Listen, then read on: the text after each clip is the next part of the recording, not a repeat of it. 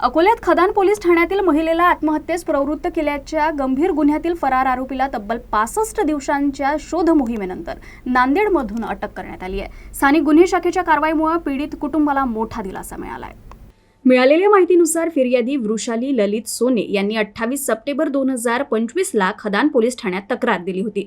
त्यांच्या तक्रारीत नमूद केल्याप्रमाणे मृतक रुपाली खंडारे हिला तिचा पती अनिल खंडारे आणि त्याचे 4 नातेवाईक घरगुती कारणावरून मानसिक आणि शारीरिक त्रास देत होते। या त्रासाला कंटाळून रुपालीनं 24 सप्टेंबरला आत्महत्या केली होती। उपचारादरम्यान तिनं सरकारी रुग्णालयात आपला जीव सोडला। या घटनेवरून खदान पोलीस ठाण्यात भारतीय दंड संहिता अंतर्गत गुन्हा दाखल करण्यात आला होता।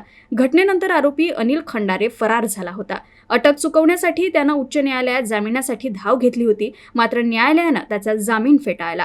तरी देखील आरोपीनं पुणे, नाशिक, खामगाव व नांदेड अशा विविध ठिकाणी वास्तव्य करून पोलिसांना चकवा दिला। तांत्रिक विश्लेषण आणि गुप्त माहितीच्या आधारे तपास सुरू ठेवत अखेर आरोपी अनिल खंडारे याला नांदेड जिल्ह्यातल्या आनंदनगर समर्थ अपार्टमेंट येथून अटक करण्यात आली।